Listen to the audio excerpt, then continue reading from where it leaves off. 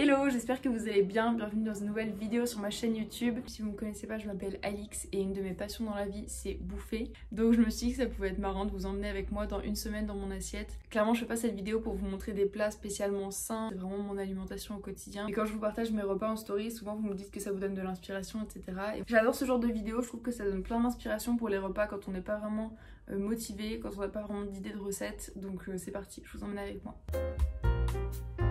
Ce matin, je suis pas très inspirée, j'ai fait yaourt nature avec un peu de sucre de canne et du kiwi. J'ai déjeuné dans un resto végétarien que j'aime beaucoup et j'ai pris une soupe à l'oignon et un burger. Mais à Barcelone, le hamburger, en fait, c'est juste le steak, donc c'est pas vraiment ce à quoi je m'attendais, mais c'était quand même hyper bon. Et le soir, on a fait un apéro à la maison à base de chips et de guacamole. Et je vous ai mis sur Instagram ma recette de guacamole maison si ça vous intéresse.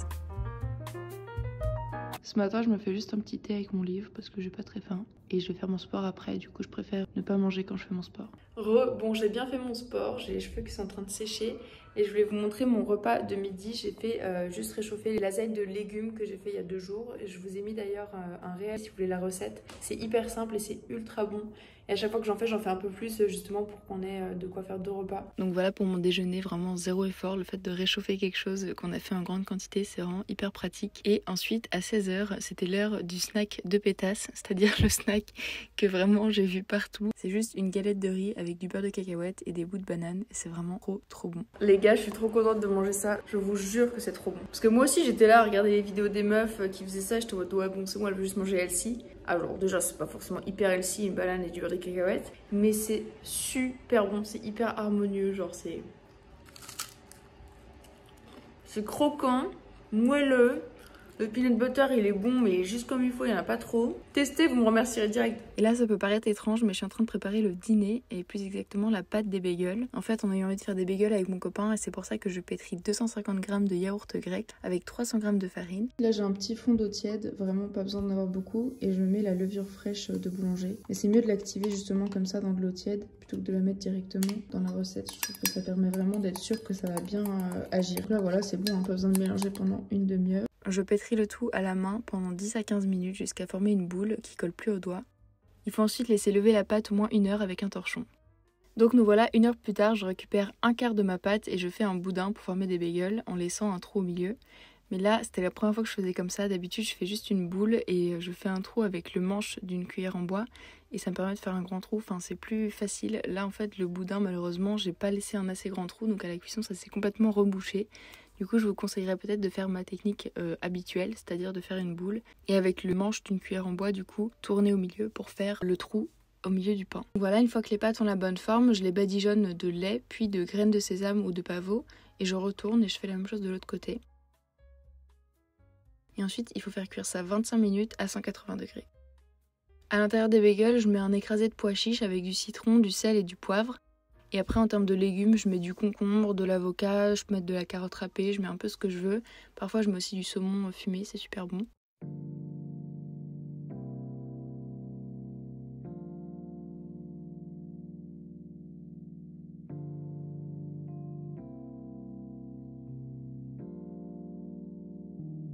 Et en fait, à chaque fois qu'on fait des bagels, on fait une sauce yaourt avec de l'ail, du citron, du sel et du poivre. Et ça, c'est vraiment la base, les gars. C'est trop bon, hyper simple à faire.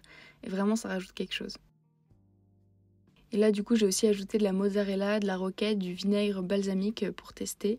Mais franchement, je préfère avec le pesto, en fait. C'est meilleur qu'avec le vinaigre. Et parfois, je mets aussi des poivrons, d'ailleurs, c'est hyper bon.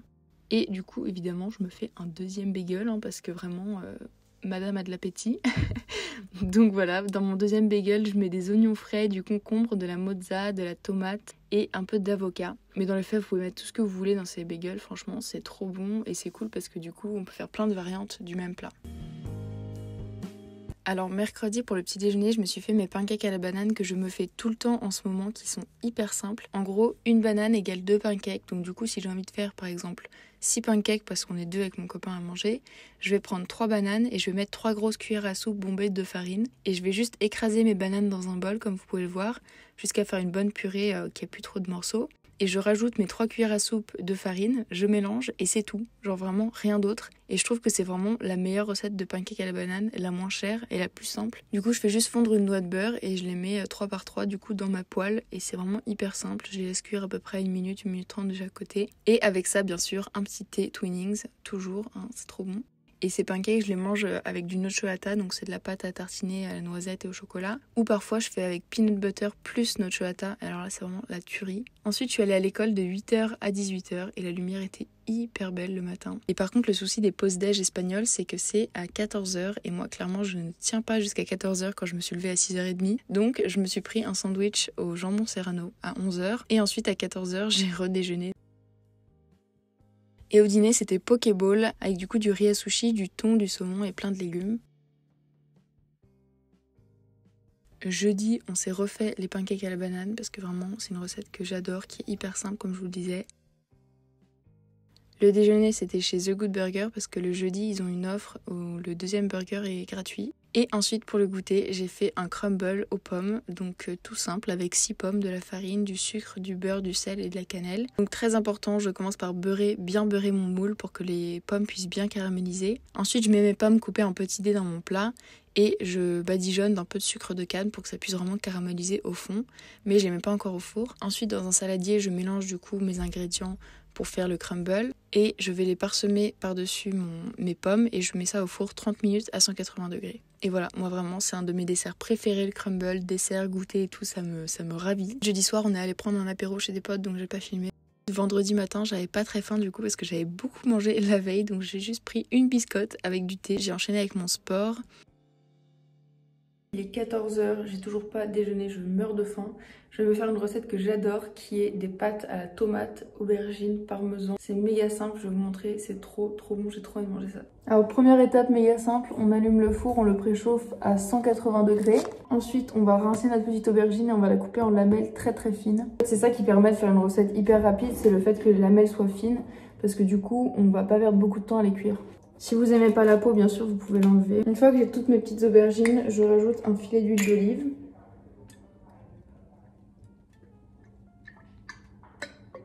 Du sel. Du poivre. J'enfourne ça 10 minutes à 180 degrés. Pendant ce temps-là, je vais faire cuire mes pâtes. Des pâtes classiques, en suivant les minutes qui est indiqué sur le paquet. Moi, j'adore ces pâtes-là qui ont une forme de coude un peu. Et ça, c'est la marque Carrefour, elles sont super bonnes.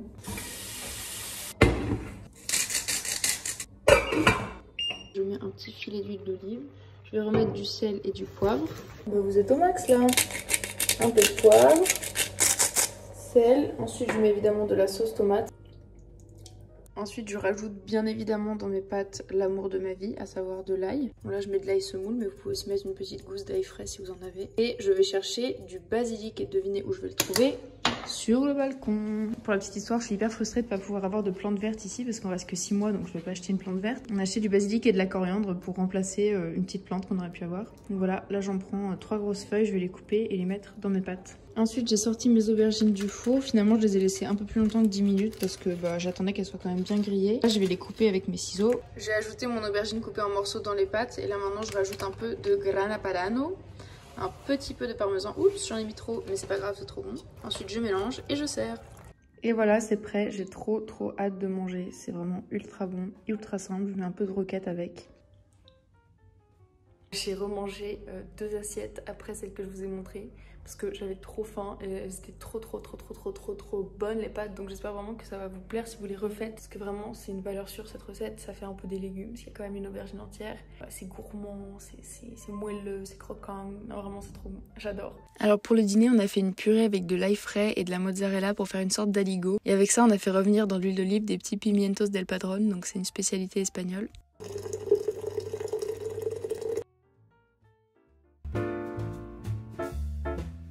Alors samedi matin on avait hyper envie de crêpes parce que ça faisait longtemps et qu'on n'avait pas fait la Chandeleur, on n'avait pas fait de crêpes pour la Chandeleur. Donc on a fait des crêpes tout simplement.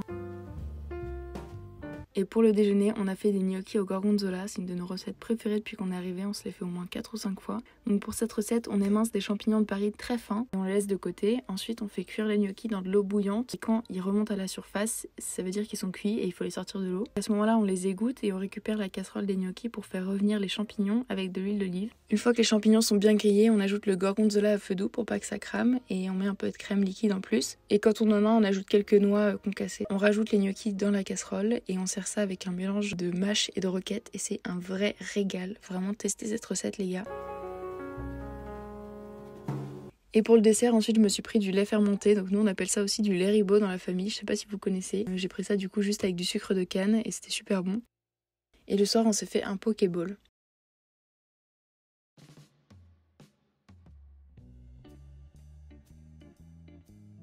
Dimanche, encore une fois, j'ai fait mon sport et après l'effort, le réconfort. Donc on s'est fait un petit brunch avec des tartines de pain de mie grillé, du coulis de tomates et des œufs brouillés. Franchement, hyper simple mais hyper bon. Je suis une grande fan d'oignons. Donc à chaque fois que je fais des œufs brouillés, je fais d'abord revenir quelques oignons avec des petits poivrons et des bouts de tomates. Ensuite, je rajoute mes œufs et puis je fais mes œufs brouillés et je les enlève quand ils sont encore un petit peu baveux pour pas que ce soit trop sec. Et ensuite, je les ai juste déposés sur ma tartine du coup de pain grillé avec mon coulis de tomate. Et avec ça, on s'est juste fait des tartines sucrées parce qu'on n'avait pas grand chose d'autre pour faire un brunch. Ensuite, dans l'après-midi, on s'est baladé un peu au port et pour le dîner, c'était la Saint-Valentin. Donc du coup, on a eu envie de se faire un menu vraiment trop bon. Donc on a commencé par les pois chiches grillés pour l'apéro. Donc pour cette recette, je commence par bien rincer mes pois chiches pour enlever tout le côté gluant qu'il peut y avoir. Et ensuite, je les laisse sécher une quinzaine de minutes dans la passoire pour que vraiment toute l'eau s'égoutte. Ensuite, je prends une assiette creuse et je mets 2 feuilles de sopalin au fond. Ensuite, après quelques minutes à vraiment sécher, je vais retirer le sopalin et là, on va commencer à faire la préparation. Donc j'ajoute un bon gros filet d'huile d'olive, de l'ail semoule, du paprika, du curry, du sel et du poivre. Et ensuite, je mélange tout ça à la cuillère. Et puis après, en fait, ce que je fais en général, c'est que je goûte. Et si je trouve que ça manque un peu de goût, que ça manque un peu de gras, je rajoute en fonction. Et puis voilà, je remélange bien pour que ce soit vraiment bien homogène. Et ensuite, je dépose ça du coup sur la plaque du four et je les espace bien les uns des autres pour pas qu'ils s'entrechoquent. Et je fais cuire ensuite mes pois chiches 40 minutes à 180 degrés. Puis je les laisse sécher dans le four éteint, encore 30 minutes, le four bien chaud. Comme ça permet vraiment d'avoir un résultat bien croustillant. Et ensuite, je les conserve dans leur bocal d'origine. Donc comme vous pouvez le voir, là, il en manquait déjà pas mal parce qu'on en a mangé pas mal dès qu'ils sont sortis déjà du four. Mais voilà, franchement, c'est une super recette, hyper simple et ça se conserve pas trop mal, donc voilà. Ensuite, pour le dîner, on s'est fait des sushis végétariens avec de l'avocat, du concombre, de la carotte, un peu de Philadelphia, des cacahuètes et des algues wakame. Donc c'était vraiment super bon.